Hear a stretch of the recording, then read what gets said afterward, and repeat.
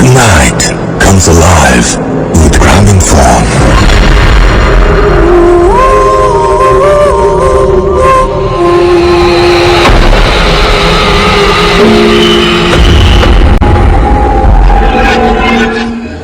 শুনছেন সবসময় রেডিও ফুর্তি 88.2 FM, বাংলাদেশের সর্ববৃহৎ রেডিও নেটওয়ার্ক। আমি রাজনীতির সাথে আমার সাথে হচ্ছে মাসুম এবং আজকের অতিথিরা আপনাদের সবাইকে স্বাগত জানাচ্ছি ভূত FM এ। এন্ড দিস ইজ ট্রু যে the night comes alive with Grameenphone. এখন ভূত FM আরো অন্যরকম উইথ গ্রামীণফোন এবং আপনাদের সহযোগিতা পেলে আমরা যেতে চাই বহুদূর। আর সে সাথে সবাইকে যদিও একটি দিন পেরিয়ে গেছে, তবু বড়দিনের শুভেচ্ছা, ম্যারি ক্রিসমাস এবং নতুন বছরের অগ্রিম শুভেচ্ছা। আজকে এই বছরের শেষ দিন, অর্থাৎ আজকে এই বছরের শেষ দিন, আজকে এই বছরের শেষ ভূত FM এবং বছরের শেষ ভূত FMটা স্পেশাল করার ইচ্ছা তো অবশ্যই রয়েছে এবং আপনাদের সহযোগিতা সেজন্য খুবই প্রয়োজন। সুতরাং আশা করছি জমজমাট একটা এপিসোড আপনাদের উপহার দিতে পারবে। শুরুতে জানিয়ে দিই কিভাবে আমাদেরকে কমিউনিকেট করবেন। যদি আমাদেরকে SMS করতে চান তাহলে মোবাইলের মেসেজ অপশনে গিয়ে টাইপ করুন ফুর্তি, FOORTI ফুর্তি, স্পেস দিয়ে লিখুন আপনার নাম, স্পেস দিয়ে আপনার মেসেজ পাঠিয়ে দিন 9840 নম্বরে। যদি আমাদের ইমেইল করতে চান তাহলে আমাদের ইমেইল অ্যাড্রেস হচ্ছে bhutfm@radiofurti.fm, which is BHWTFM@radioforti.fm। আপনার নাম, ঠিকানা এবং ফোন নাম্বার সহ আপনার জীবনে ঘটে যাওয়া বা আপনার জানা সেরা ঘটনাগুলো পাঠিয়ে দিন আমাদের কাছে। এবং যারা দেশের বাইরে রয়েছেন তারা সরাসরি অডিও ক্লিপ পাঠিয়ে দিতে পারেন আমাদের কাছে। আপনাদের চারপাশে বিভিন্ন ঘটনা ঘটছে, বিভিন্ন ঘটনা জানছেন বিভিন্ন মানুষের কাছে, তারা হয়তো অনেক সুন্দর করে বলতে পারেন এবং আপনাদের তাদের উপরে তাদের ঘটনা শুনে মন্ত্রমুগ্ধের মতো শুধু শোনেন এবং প্রচন্ড ভয় পান। সে সমস্ত মানুষের কাছ থেকে ঘটনা কালেক্ট করে মোবাইল ফোন দিয়েই রেকর্ড করে পাঠিয়ে দিতে পারেন আমাদের কাছে এই একই অ্যাড্রেসে। জাস্ট অডিও ক্লিপটি কম্পিউটারে নিয়ে সেখান থেকে অ্যাটাচ করে পাঠিয়ে দেবেন। অনেকে দেখি যে বিভিন্ন জন আমাদেরকে, আমি লাস্ট উইকেও কতগুলো অডিও ক্লিপ পেয়েছি, অনেক নয়েজ থাকে। আমি একটু সাজেশন, এটা আমার রিকোয়েস্ট যে আপনি যখন রেকর্ড করবেন তখন আসলে সাউন্ড হয় না বা সাউন্ড নাই এরকম কোনো একটা জায়গা থেকে যদি আপনি রেকর্ডটা করেন তাহলে ভালো হয়। আমি লাস্ট উইকেও একটা ঘটনা পেয়েছি খুবই চমৎকার, কিন্তু পুরো ঘটনাটাই সমুদ্র সৈকতে রেকর্ড করার কারণে একটা বিরাট নয়েজ আছে, ঝামেলাই হয়। এনিওয়েজ, আমাদের চারপাশে নানান রকমের কিছু ঘটছে সব সময়, প্রতিনিয়ত। এবং আমি একটু আগেই একটা ঘটনা শুনছিলাম, আমাদের প্রথম অতিথি সেই ঘটনাটাই বলবেন। ঘটনাটি পুরান ঢাকা থেকে নিয়ে এসেছি এবং একটা জায়গার ঘটনা, কোন একটা কলোনির ঘটনা। আপনার নামটা একটু প্লিজ বলবেন সবাইকে। Hello everyone, this is Sudipta. আসলে ইনফ্যাক্ট আজকে আসছি ঘোড়াশাল থেকে। আপনি ঘোড়াশাল থেকে ছিলাম, আপনার ঘটনাটা নিশ্চয়ই ঘোড়াশালে? হ্যাঁ, ঘোড়াশাল সরকারি কলোনি। ওকে, শুনি। আচ্ছা, তো ঘটনাটা সেপ্টেম্বর মাসের। ঘটনাটা যে ফ্যামিলির সাথে ঘটে ও 5 জন ফ্যামিলি মেম্বার। তো সবচেয়ে ছোট যে ছেলেটা, তো ওই ফ্যামিলি মেম্বারের মধ্যে বড় ভাই, বড় আপু এবং সে ছোট ছেলে। তো ছেলেটির নাম শাওন। তো ঘটনার শুরুতে একটু বলে নেই যে শাওন ছেলেটা খুবই মিক মাইন্ডেড।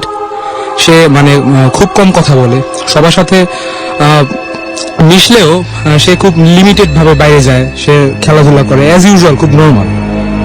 তো ছোটবেলা থেকে ও একটু ভীতু প্রকৃতির ছিল, যে সন্ধ্যাবেলা দেখা যায় যে খেলতে গেলে যখন সন্ধ্যা হয় তখন বাসায় উঠতে গেলে ওর মাকে ডাক দেয় সিঁড়ির থেকে যে মা এসে বাসায় নিয়ে যাও।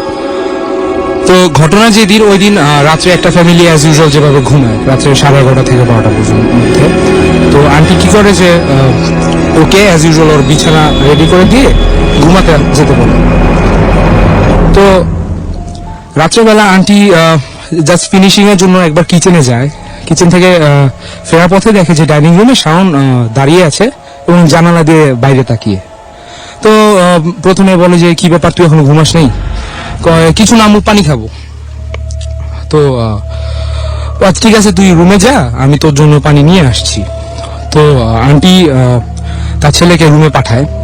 আন্টি এক মুখ পানি নিয়েও যায় রুমে, শাওনকে দেয়, শাওন খায়। তো খাওয়ার পরে ওকে ওই দিন রাত্রেবেলা রুমে রেখে আসে, মশারি কমপ্লিট করে, বিছানা কমপ্লিট করে ওকে ঘুমাতে দিয়ে আসে। তো রাত্রেবেলা হয় কি যে 1:30 থেকে 2টার দিকে আন্টি আরেকবার যায়। আন্টি আরেকবার বের হয়, বের হওয়ার পরে সেম দৃশ্য যে শাওন ডাইনিং রুমে বাইরের দিকে তাকিয়ে আছে। তো বলে যে কি ব্যাপার, তুই এখনো ঘুমাসনি? এটা বলার সাথে সাথে ও কি হয় যে দৌড় দিয়ে ওর যে রুমে ঘুমাতো ওই রুমে ফিরে আসে। তো রাত্রে ওই দিন খুব খারাপ কিছু ঘটে, যে ওই দিন রাতে 2টোর দিকে আশেপাশ থেকে শোনা যায় অনেক আঙ্কেল আন্টি মানে জোরে জোরে আম্মু আব্বু বলতে শুনেছিল। আর ফিনিশিং রাত্রেবেলা যেটা হয় যে একটা ফ্যামিলির নর্মাল ঘুমানোর সময় দরজা আটকেই ঘুমাবে। আর আমাদের আমাদের ঘটনাটা শুনি, আপনি যেভাবে আমাকে বলেছিলেন সেভাবে প্লিজ একটু আচ্ছা, বলুন। তো রাত্রেবেলা হয় কি যে ও যখন ছেলে শোয়ার পরে সামথিং ওর রুমে এক্সিস্টেন্স একটা থাকে, তো ওই ওকে একটা কিছু ক্যারি করে নিয়ে যায়। নিয়ে যাওয়ার পরে রাতে তো কেউ কোনো কিছু টের পায়নি। সকালবেলা পিছনে বিল্ডিং এর এক আঙ্কেল সকালে নামাজের পরে আসে, এসে বাসায় নক করে। নক করার পরে বলে যে আন্টি অ্যাজ ইউজুয়াল দরজা খোলে আঙ্কেলকে সাথে নিয়ে। তো বলে কি এত সকালবেলা কি হয়েছে? পরে বলে যে আপনাদের ছেলে তো নিচে পড়ে আছে। তো সকালবেলা দরজা খোলার আগে এত রুম টুম চেক করে ওরা যায়নি, বলে যে না আমার ছেলে আমার রুমে আছে, আমাদের রুমে ঘুমাচ্ছে। পরে বলে না আসুন আপনি নিচে আসুন, নিচে এসে দেখে যান। তো নিচে গিয়ে দেখে যে আসলেই শাওন পরে আছে, ওর শরীরের শার্ট গুলো ছেঁড়া। আর এই ছেলেটা রাসেল ভাই আসলে কিরকম যে আমরা যদি ধস্তাধস্তি করে ছিঁড়ি, এটা আসলে সে ছেঁড়া না। আমি যদি রেতি দিয়ে আপনার শার্ট বা টি শার্টে পোজ দেই, অথবা কোনো কিছু যদি আপনাকে খাঁচি দেয় স্ক্র্যাচ করে, তাহলে এটা ছিল অনেকটা হার্মটা ওই রকম। আর ওর জিহ্বাটা যে খুব খারাপ ভাবে ড্যামেজড ছিল, আর মাথার এই সাইডে অনেক ব্যথা পায়। আর সবচেয়ে মোস্ট ইম্পর্টেন্টলি পার্ট যেটা ওর ফিমার, বাম পায়ের ফিমার, এই ফিমারের হাড় কিন্তু খুব শক্ত। এটা নর্মালি একটা মানুষের পক্ষে মোটেও ভাঙা সম্ভব না, যদি এটার উপর দিয়ে কোনো গাড়ি বা না যায়, অন্য কিছু না যায়। তো এই ফিমারটা ভাঙা ছিল, ও বাম পা এখনো পুরোপুরি হাঁটতে পারে না, ও ক্রাচ ইউজ করে।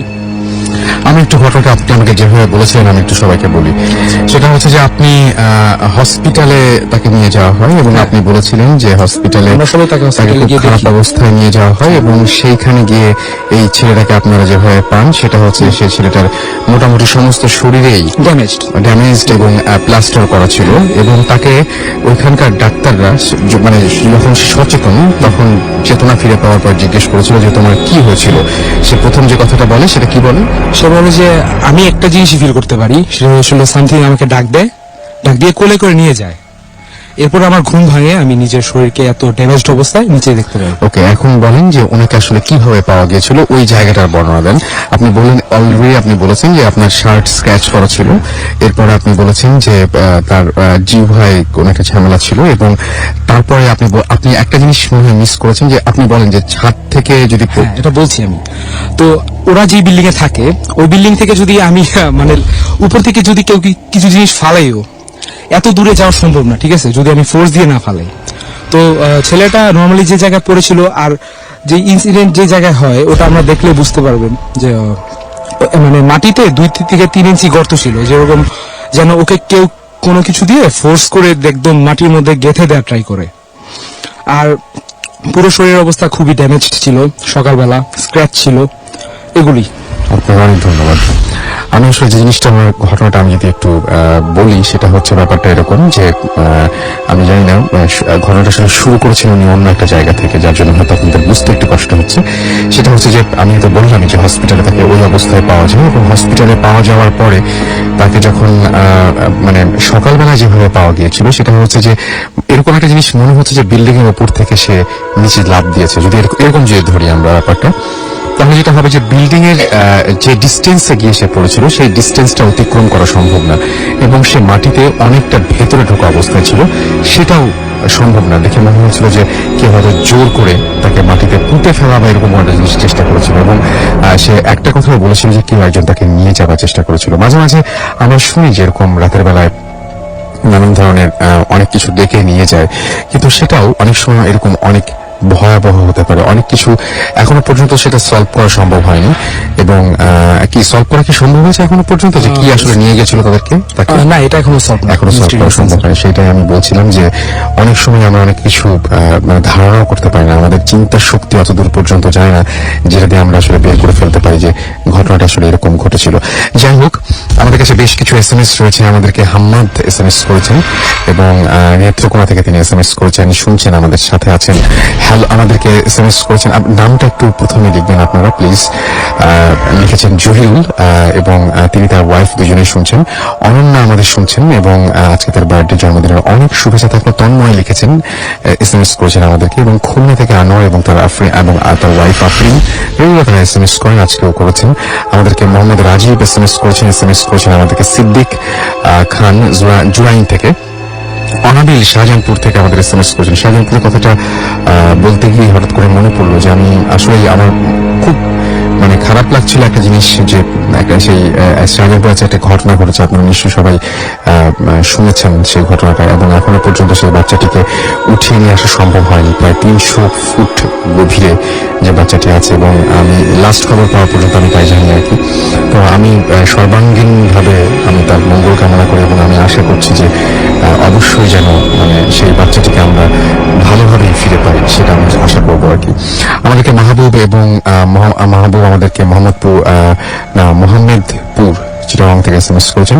তন্ময় রয় আমাদের এসএমএস করেছেন বেলি রোড থেকে। এছাড়াও শোয়েব আমাদের এসএমএস করেছেন। জ্যাকলিন আমাদের যশোর থেকে এসএমএস করেছেন। রাব্বি এবং সাগর আমাদের এসএমএস করেছেন শুভ। এছাড়াও স্বপন আমাদের এসএমএস করেছেন মোহাম্মদপুর থেকে। আরমান রানা, মুফিদুল, চঞ্চল আমাদের এসএমএস, শাকিল আমাদের এসএমএস করেছেন আমাদেরকে দেখতে পাচ্ছি। এছাড়াও রাজীব আমাদেরকে এসএমএস করেছেন দেখতে পাচ্ছি। কাশেম SH আবরার আমাদের হাজারিবাগ থেকে এসএমএস করেছেন আমাদেরকে। ইশরাক সহ আরো অনেকে। আমাদের ফেসবুক পেজ আছে, সেখানে আপনারা চলে যেতে পারেন www.facebook.com/radio.furti অথবা www.facebook.com/bhutfm.russell এই দুটো অ্যাড্রেসে, এবং সেখানে গিয়ে আপনি কিন্তু আপনার যে